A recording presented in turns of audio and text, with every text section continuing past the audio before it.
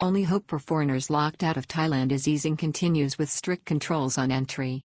The pain and anguish being suffered by members of foreigner Thai families, a larger community than first thought of before this crisis, at being denied access to Thailand has been communicated to the Kingdom's Ministry of Foreign Affairs by Western ambassadors in Bangkok and a range of representative bodies. It is through this route, and perhaps not with an opening up to tourism, that many foreigners may first get the chance to be reunited with their loved ones.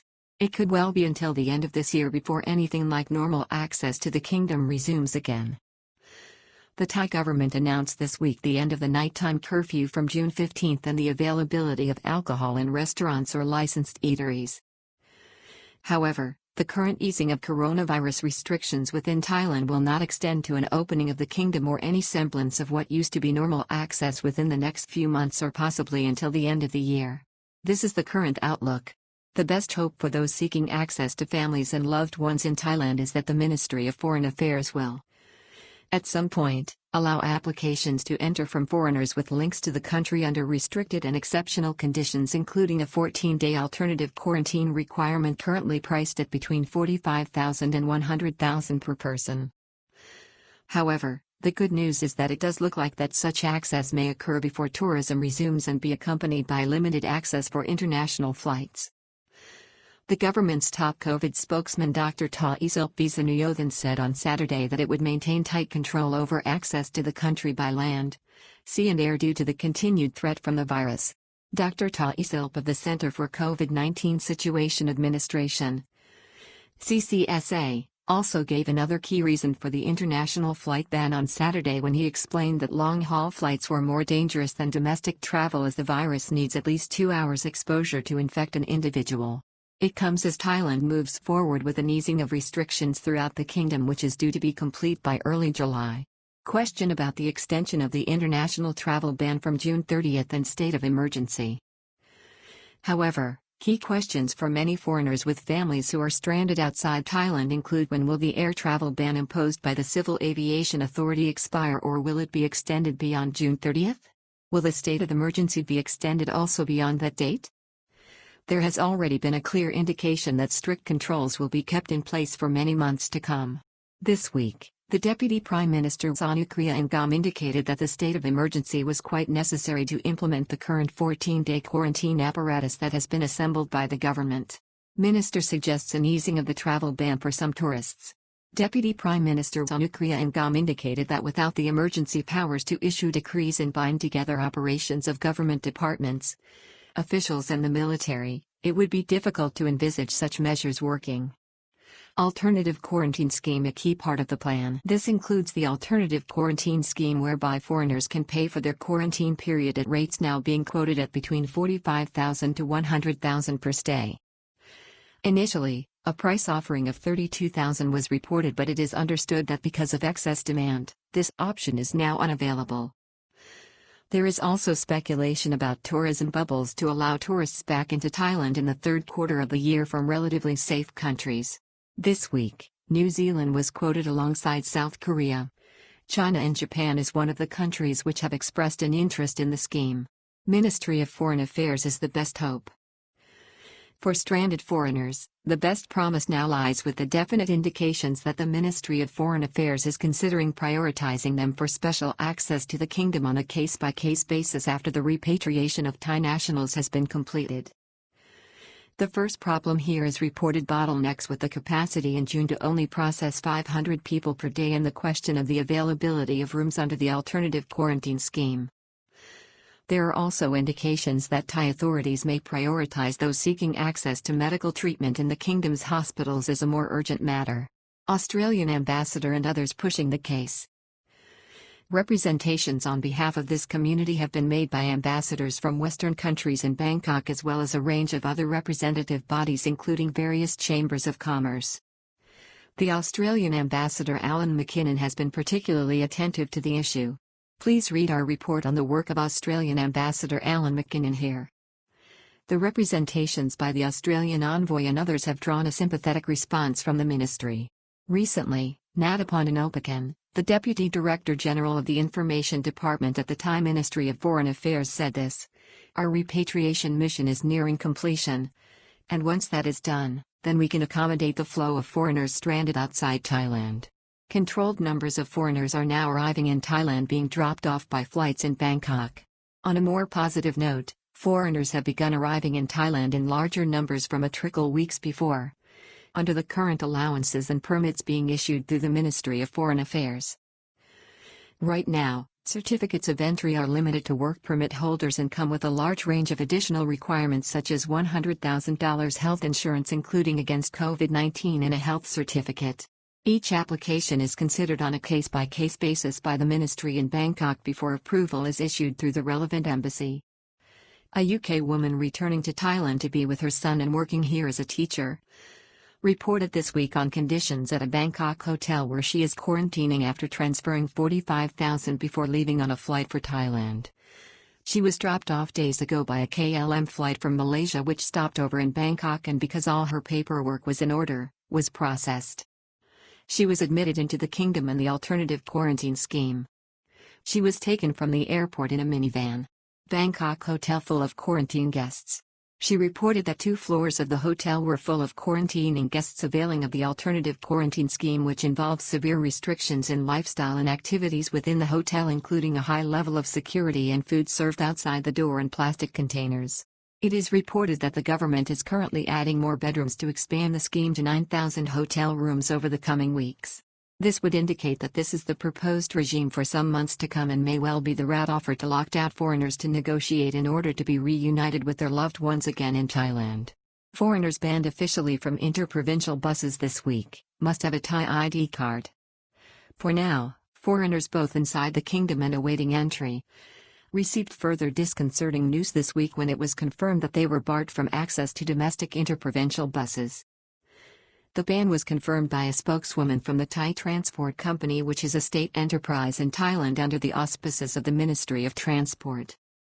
Officials here are understood to be working closely, at this time, with the government's COVID-19 emergency center under the state of emergency declared on March 26. Current requirements state that any bus traveler must prove their Thai nationality by presenting a Thai identity card. A passport will not be accepted. It is difficult to understand the reasoning for this ban as Thailand is now approaching 3 weeks without a confirmed case of local transmission and foreigners have been denied entry to the kingdom since April 4 except for those limited numbers who have recently entered into 14 days quarantine. Famous temple for Thai nationals only. There was also further unease this week when a famous temple in Bangkok and popular with tourists, the Wat Pho Temple in Phranakon district, known for its reclining Buddha, posted a sign outside which said the entry was reserved for Thai people and that foreigners were not allowed. A sign photographed and published by popular blogger Richard Barrow displayed at the temple read, "Only Thai people. Now not open for foreigners." Later, a spokesman for the temple confirmed the ban but explained it was because they normally charge foreigners $200 for entry and the temple is currently being refurbished so there would be nothing to see. For balance, it is also worth noting that during this crisis in many cities and communities, Thai temples have been a valuable place of refuge and substance for other foreigners stranded within the kingdom. Indeed, it is reported that this still remains the case. Thai mother has not seen her 2 daughters in 4 months. In the meantime, a Thai mother in Khon Kaen is feeling the pain of the continued closed-door policy to foreigners who are family members and relationship partners of Thai nationals.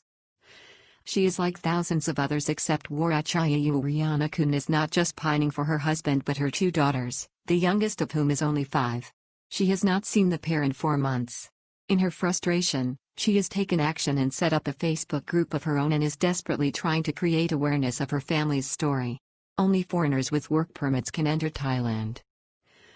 All she knows right now is that only foreigners with work permits may apply to enter Thailand, and even then only if it is an especially urgent case, and approval is at the sole discretion of officials at the Ministry of Foreign Affairs in Bangkok. Representations are being made by foreign ambassadors and the ministry itself has promised to look at the case of foreigner relationship partners later after the repatriation of Thai nationals has been completed. Foreigners and families can only now wait patiently for the doors to Thailand to open up again. For now, there is just a tedious and painful wait. The families are hoping that there will be some relaxation in the blanket ban on inbound passenger flights next month, but they are under no illusion that Thailand intends to control its doors for the remaining portion of the years as matters currently stand. The best prospect right now appears to be the commitment by the Ministry of Foreign Affairs to look at this situation again and to address it with some particular measure or arrangement to allow these family members back to Thailand.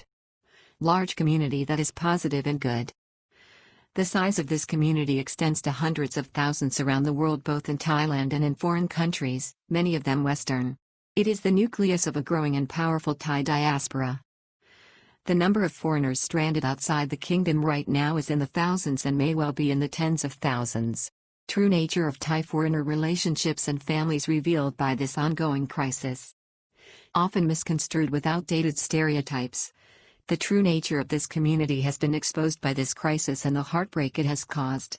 If there is any silver lining, it is that the picture that is emerging is one that is extremely positive and good. These are dedicated, constructive and loving relationships that greatly benefit Thailand and its economy. Young UK man faced a harrowing decision in March. To be with his dying mother or his family in Thailand. A young UK family man with a wife and 2 children in Thailand was forced in March to make a hard and painful choice.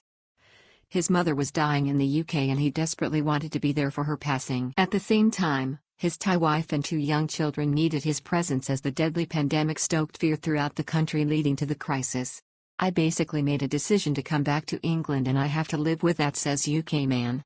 Vince Banas made the call.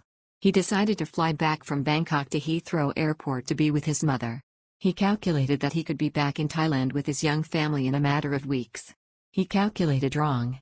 The upheaval in the young couple's life, also, to make matters worse, included Vince losing his job. Last week, stuck in the UK, he expressed his frustration but at the same time was trying hard to be philosophical about his lot. I find it too upsetting, yeah, so I try to keep my distance and just wait. 'Cause I know my little girl asks for me a lot. Yeah. I basically made a decision to come back to England and I have to live with that. Before this catastrophe, many foreigners living in Thailand led quite an extraordinary life. Before this catastrophe, foreigners living in Thailand had enjoyed a rather extraordinary lifestyle, particularly those who could earn a Western salary combined with the relatively lower cost of living in Thailand. For that group, life involved moving about the world from work or between their families in their home countries and Thailand. The nature of this emergency had hit these people extremely hard. Thai wife expresses her frustration, there's no money coming in, it all happened at once.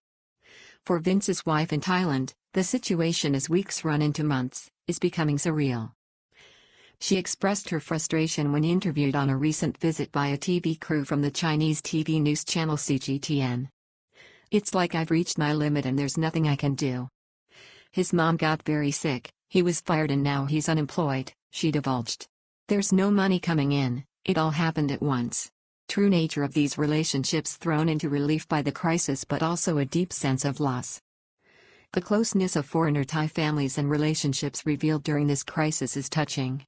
It shows their true nature, which is not so surprising since the traditional nature, culture and love of family in Thailand is what draws many Western foreigners to the country in the first place. This is why the current predicament, no matter how understandable and justifiable the situation is from the point of view of authorities, is causing such anguish among those parted on both sides of the world. The loss of the right to be with your family or loved ones is a heavy burden for all involved, no matter how grave the crisis or the threat from the COVID-19 virus.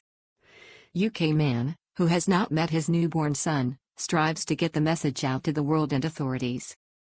Barry Much is a UK man and an active member of 2 Facebook groups. See links below, set up for foreigners and Thai partners to communicate with each other during this hard and bitter time. Both social media groups now have thousands of members between them. It was Barry who reached out to both Thai and foreign media to help bring attention to the story.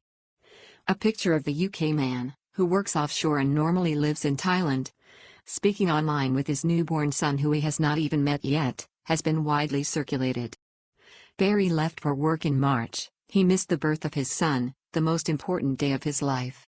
In March, Barry set off for Oman to work for 5 weeks. He thought he'd be home in time to be with his wife Benyapat for the birth of the couple's son.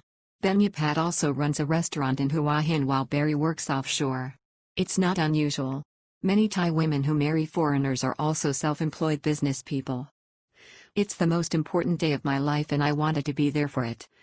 He explained from the UK, where he is waiting patiently but anxiously to be reunited with his wife and newborn son. That wasn't to be, so I'm just eagerly waiting now to see when I can go back to Thailand. Wife had to drive herself to the hospital to give birth. After I gave birth, I was so stressed, I would just cry. For now, Barry must make do with daily video chats as he attempts to bond with his little son and support his wife, who he has not seen for nearly 3 months now, from afar. Then Yupat has had to deal with the birth of her son and life after, on her own, while also running a business in the seaside resort city in southern Thailand popular with foreigners. To be alone in the car on the way to the hospital is not right. He was meant to be there in the delivery room. After I gave birth, I was so stressed, I would just cry. Further reading. Ministers suggest an easing of the travel ban for some tourists but a continued state of emergency. Thailand plans to prioritize Asian countries in its search for safe COVID-19 tourism bubble partners. Australian envoy says his embassy and others continue to work on helping stranded foreigners get home. Access to Thailand opening up. It will be cautious, quite expensive with tight regulation and ministry controls. Thai security chief suggests a full reopening of the kingdom to international flights from July 1. New normal for foreigners seeking access to Thailand even after flights resume if virus persists as a factor. Growing concern and frustration among a large number of expats cut off from their families in Thailand. Australian man's heartbreak cut off from his Thai wife. Begs to be included on repatriation flights. Thailand extends ban on inbound flights until July 1 at the earliest, blow to foreigners and tourism. Spouses of Thai wives down under denied access to limited repatriation flights from Australia this week. Australian retiree is spending his own pension money on supporting the poor during the crisis in Chiang Mai.